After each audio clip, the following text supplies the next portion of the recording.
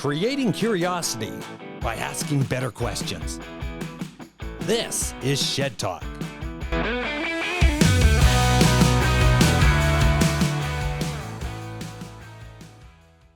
Barry Klatt.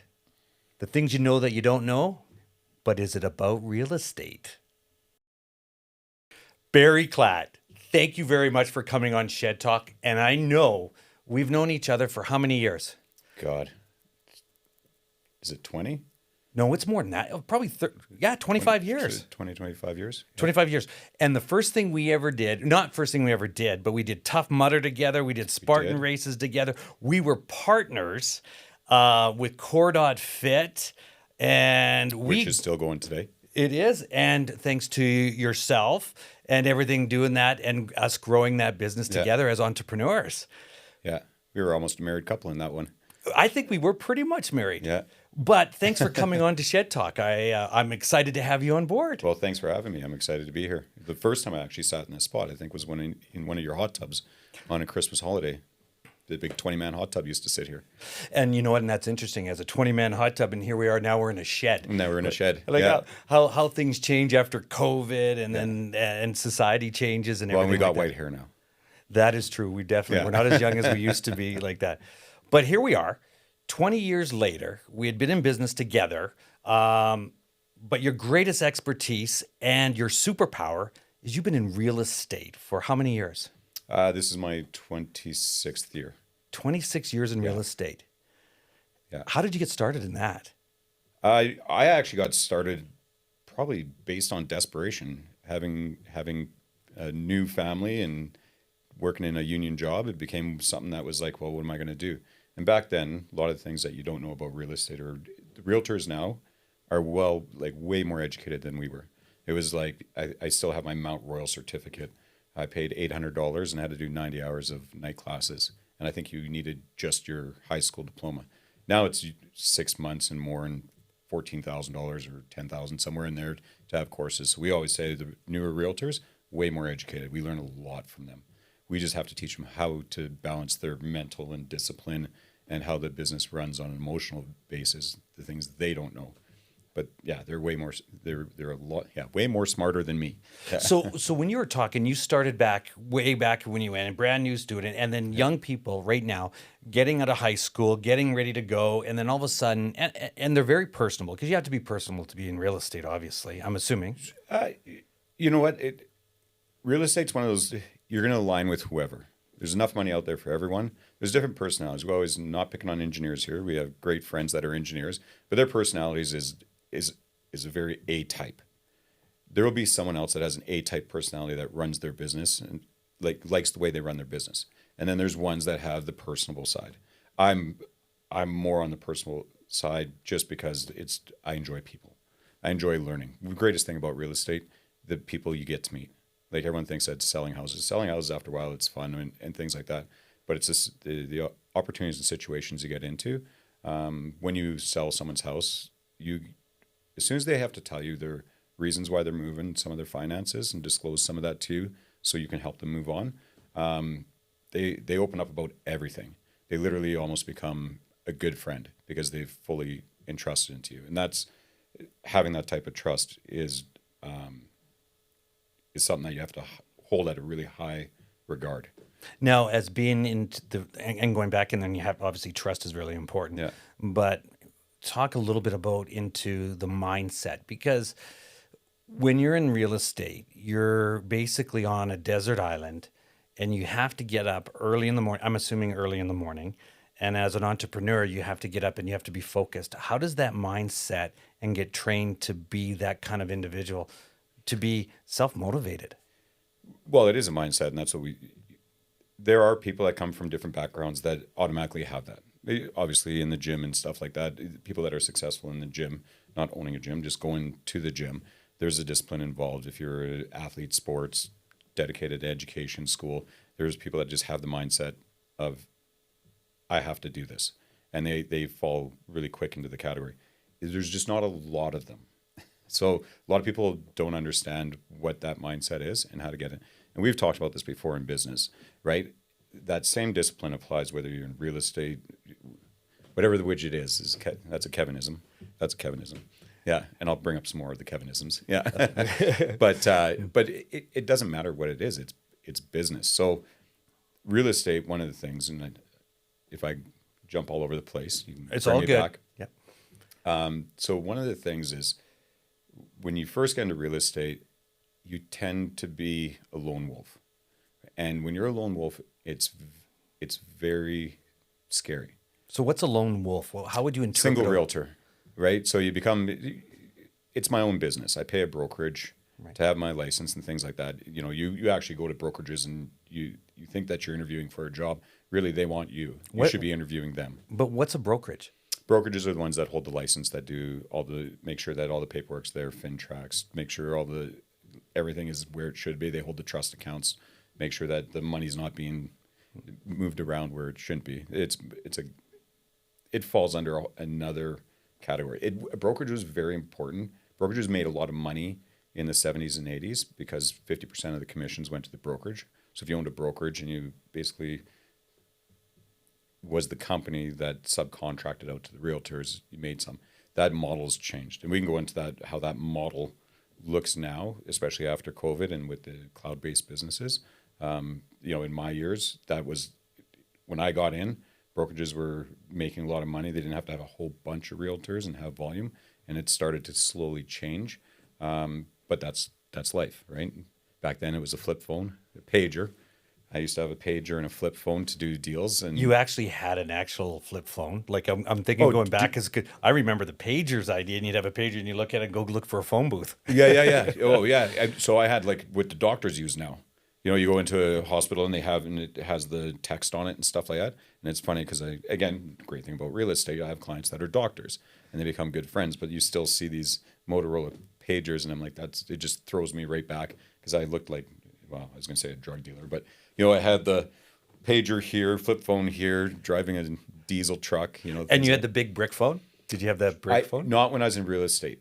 So I did have the Cantel. Is it Cantel? Yeah. Yeah, the big Cantel brick phone that you set in your jean jacket and weighed down like this. Oh, and how many people, when you had the Cantel, you always had to have, and way back in the day with Radio Shack, Yeah. you had the Radio Shack, and you'd buy the actual antenna just so it looked cool, and you put the antenna on the back of your car, and you'd be around, and people going, hey, he's got a cell phone. Yeah. And the brick phone. Oh And my you gosh. just pull it out of your pocket and things like that. But when I got in, it was like, I think they were the Motorola flip phones. You flipped it open, dial the number. And that was big because then you literally didn't have to find a phone booth. But we used to drive, like the paperwork was done on full sheets of paper, press hard, 4 copies. And you went to meet realtors, and like if you had to present offers, you drove to meet the realtor or go to the client's house. There was a lot of things that were done. You put on a lot of miles. So the technology has done wonders for us because now we can just do it all from our phone. DocuSign became the authentic signing.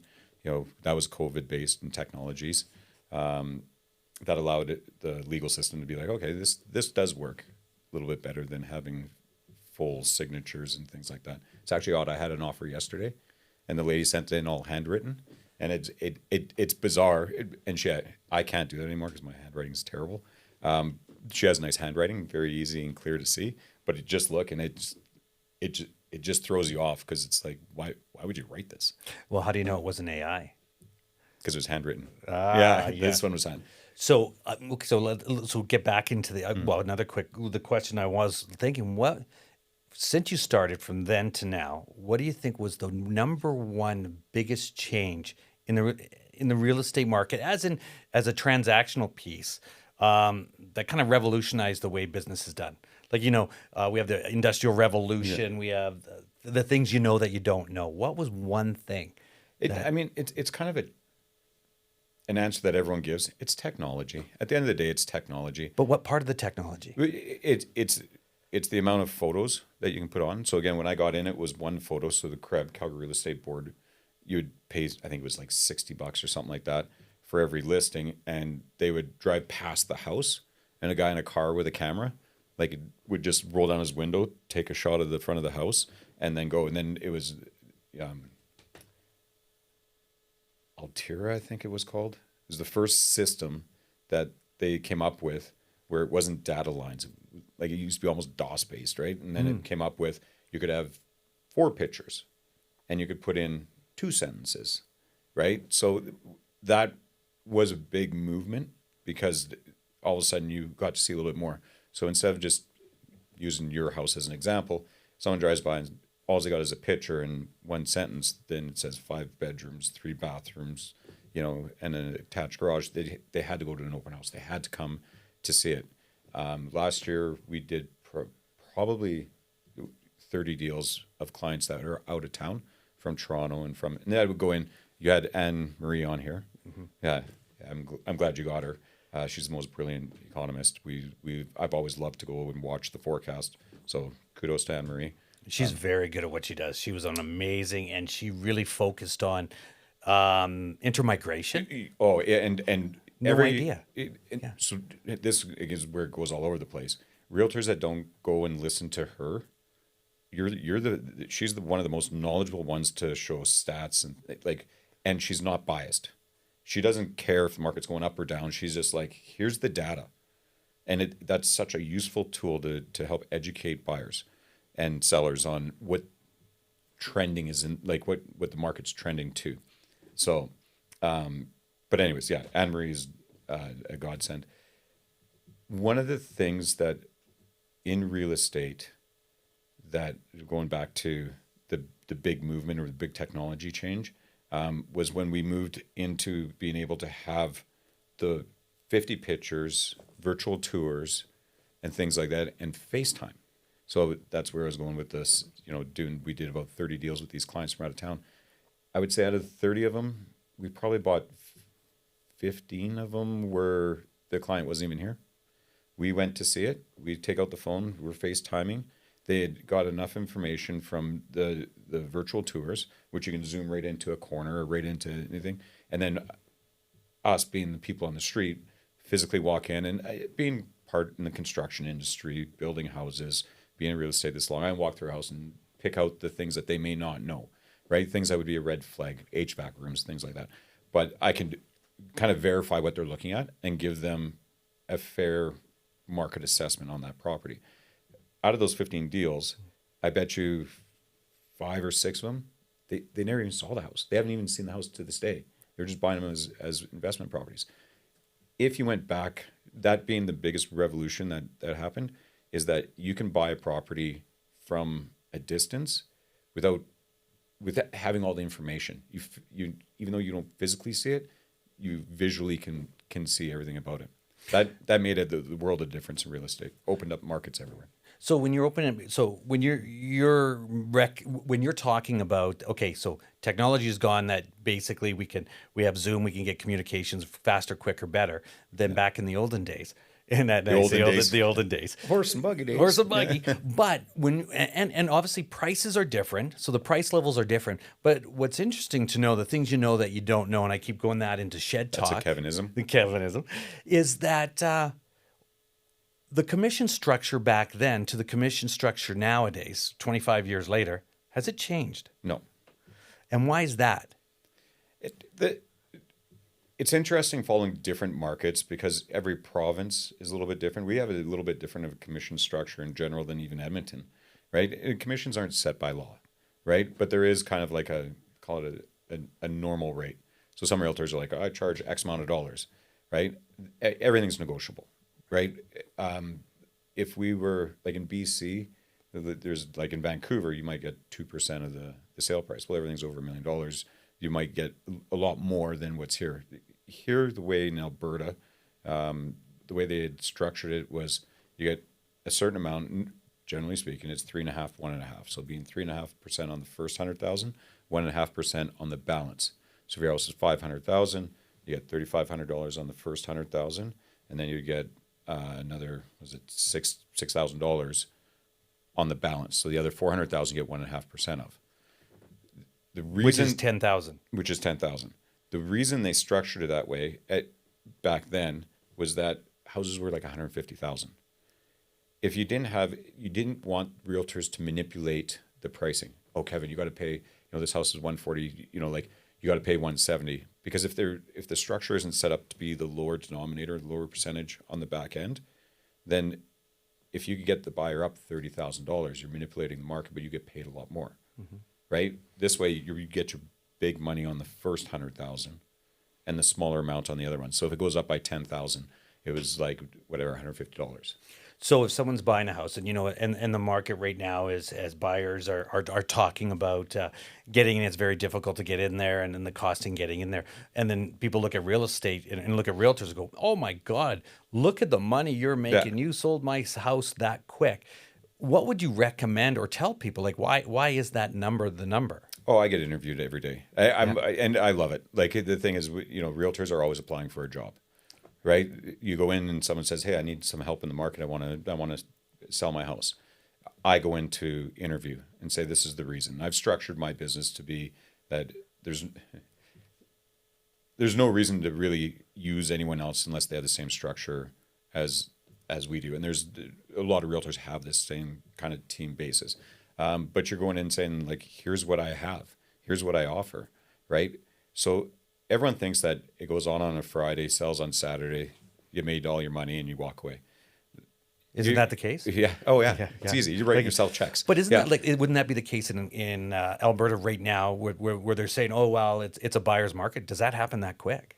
And I'm just Yeah, using that back in Yeah. there, It does, but there's still a lot of work. right? Like this is an odd market. So I saw this in 2005 when we doubled in price, and I think I think it was 2005. We can pull up stats to find out. We'll say 5. We'll say 2005. Yeah. But in February there's 886 properties on the market. We were only like, I think we were 1,000,001 type of thing. Now we're sitting 1,000,007. As of this morning, houses and condos from just the smallest, cheapest property at 169,000, which there isn't many, little one-bedroom apartment type of thing, to 14 million in Aspen. There's 1,740 active listings for 1.7 million people. There's less than 1,000 homes. The other ones are condos. Those numbers where we should be sitting is probably around, and again, Anne Marie might have said something about this, but should be somewhere around anywhere between 5 and 7. If you're 6,000 units on the market product, you've got a pretty balanced market. So in these ones, going back to what people just think you go in and write checks, it's super easy. You have to now prep people ahead of time. If you're getting, I think in the last month, we've been in 7 different situations where they're competing offers. So we have to structure clauses. You have to be a lot more alert. You have to have the knowledge, because if you're out there trying to sell your house and you're trying to represent your seller properly, you have to make sure you have all that information ahead of time. It also means you have to prep the house before to maximize the dollars. So if you're like, "Barry, I want you to sell my house." "Okay, Kevin, I'll put it on the market tomorrow." My assistant we could be sitting there doing this interview. My assistant would get your house on the market. No problem. But your house isn't prepped. So if I Is say it I going to want, maximize the price? It won't, let's because say I want it sold in 24 hours, just because I've seen that people say, "Oh, I can sell your house in 24 hours." Does that just mean they just say, "Okay, we're gonna sell it at your house is appraised at $1 million. We'll say it's 600,000, so it'll go fast." Is that kind of the approach to that? Well, there's different strategies for sure, and that's the thing is you have to have a strategy. Real estate's no different than business, like any business, and unfortunately, sometimes people don't take real estate as a business. They think it's a lifestyle. I get all the glamour, but at the end of the day, it's a business, and we'll talk about discipline later on. But the idea is like if you want to put your house on the market, you have to prep your house. What can be done to maximize the price? What items need to be fixed or touched up? How do we do it? Then you want to prep everything so that you got a full package the minute it hits the market, so that you can attract all the buyers that are currently there. And it looks its best. It's prime real estate. But if I have all these people that want to buy right away, okay, because it's a buyer's market, do I have to prep that hard? It's a seller's market. Or sorry, Yeah. seller's Yeah. market. Sorry, seller's market. So being a seller's market, so what do you suggest? Well, the reason you do that is you want to get as many offers as possible. If you're selling your car, Right. If you're selling a widget, right? Like whatever it is, you want to make sure it's at its best, and to optimize the price on it is you literally get it packaged. And in real estate, you want to have 2 weeks worth, at least a week, if not 2 weeks worth of work ahead of time. Then you put it onto the market, You have to deal with all the different showings and the realtors. And there's little things like people are like, oh, realtors keep, all their information super tight and things like that. One of it is have a good relationship and a good name in real estate. It takes forever to build a reputation. It takes one bad deal to destroy it. What ends up happening is having that type of relationship. The other realtors be like, yeah, this is a good one. You want come see my house that I got listed. That guy brings or that girl brings the buyer to the house.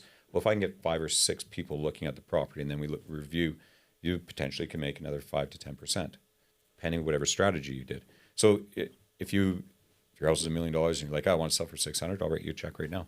Yeah, no doubt. So on a lead generation, because as being and getting, and we talk about mental stability and mindset and stuff like that, as being a realtor and being the lone wolf, back to our lone wolf story, is that here you are as a lone wolf, and then going in there, how does a young realtors or any realtor, like, how do you network to get people, like, is it door to, like, how do you network? Like, where do you get the sales from? Yeah, well, I mentor a lot of realtors on my team. It's a way of giving back, but there's also a value to mentoring them and have them be the most productive they can, right? And a lot of it isn't a matter of when you go into a house, it's a 3-story or 2-story house, 3 bedrooms, 2.5 baths. Like, it's not the stuff that I think people see. That's what people need, but that's not what the realtor is. He's dealing with their emotional side and things like that. When the first realtor comes in, if they're a lone wolf, they don't know a lot of these things. And if you're not making sales, it's heroin, right? Like, it's a high and a low, and it doesn't matter which realtor it is. It seems like the minute you get a listing, you're like, yes, like I got this listing, and you're like, I potentially can make $10,000, right? So you have to spend all your money on the marketing, and remember, you get into this job. I pay you. I put my money to put your house on the market. So I'll spend $1,500 to $2,000 to put your house on the market. If it doesn't sell, that's my money that's gone. Well, and I've worked 3 months. This is in a different market, but I've worked 3 months on that, and I may not get that money back. So I'm paying you to sell your house with the potential reward that when your house closes in 3 months, and then the lawyers check everything off, and 2 weeks after that, I get paid. So I'll do work today, and in your business is very much the same, right? 30, 60, 90 days. But I might not get paid for 120 days. So in real estate, you get this real energy about, oh, I got this listing, got to get to work. And you hope it sells in one day, and you hope you get maximum price and everyone's happy, but you start working. And then as soon as that sale, you get the deal, it's firm, you're like under conditions, like when a house is under conditions, 25 years in this, it's still the most stressful time. There's so many things that can go wrong. Conditions fail, no financing, home inspection. You have to mitigate and negotiate all the way through all these little problems. And this goes to the lone wolf one. In your mind, you're stressed. You still got to be nice to your family. You still got to be nice to your friends. And you always have to have a smile on your face because who's the next client, right? So you're always outwardly, you're Facebook. Everything looks great. But inwardly, you're stressed. That condition goes through. You're like, yes, it's a firm sale. Now you got to wait to get paid. But the minute that condition goes through and it's firm, you're like, oh my God, I got to find another house to sell. You automatically go from this to this, right? Because now you go back into panic mode. So as a young lone realtor that sits in their house working, doesn't have this type of guidance to understand their feelings and emotions in it and how to kind of navigate through, like, this is normal, this is what happens, so there's the legal side and the contract side. There's all those things that you need other realtors to mentor. When I got in the industry, I was 25 years old, and 24, 25. And I had to grow a goatee because I looked too young. Oh, and then you probably had a mullet too? No, I had cut my mullet off just after my wedding. Yeah. it was a sick mullet. And nothing wrong with a mullet, I'm saying. It's coming back. But I wish that the mullets that the kids have now, I wish I would grow that. I mean, I had the Jaeger, like, big flow going. That and then really tight on the top, like, it was terrible. Anyways, and Metallica all over the place. Yeah, it was terrible. But I had mentors that I'd be like, oh my God, some of them are dead now. But they that's how old I am, how old they were. But I picked people that were in their 50s at the time, and 60s, because they're like, don't worry about it, don't stress. So you talked about the funniest deal. My first deal was in Strathmore in a mobile home on land. Do I really want to know this story? Yes, because it's so funny. Yeah. I didn't know what, and back then 2-page contracts. Now we got 20, so it's just 2 pages, few blanks. Like it's fairly simple. Totally panicked. I didn't know what to do, so I excused myself from the table. I went to the bathroom and I used my Fido phone, and I phoned my mentor, and I'm like, I don't I don't know what to put in here. Like I just blanked right out. I'm like, I don't remember how to fill this out. Dan's like, don't worry, Barry. It's all right. Just do this. That's the point of having it. If you're a lone realtor, you're trying to jump through those hoops. Right. You need people in place to do that.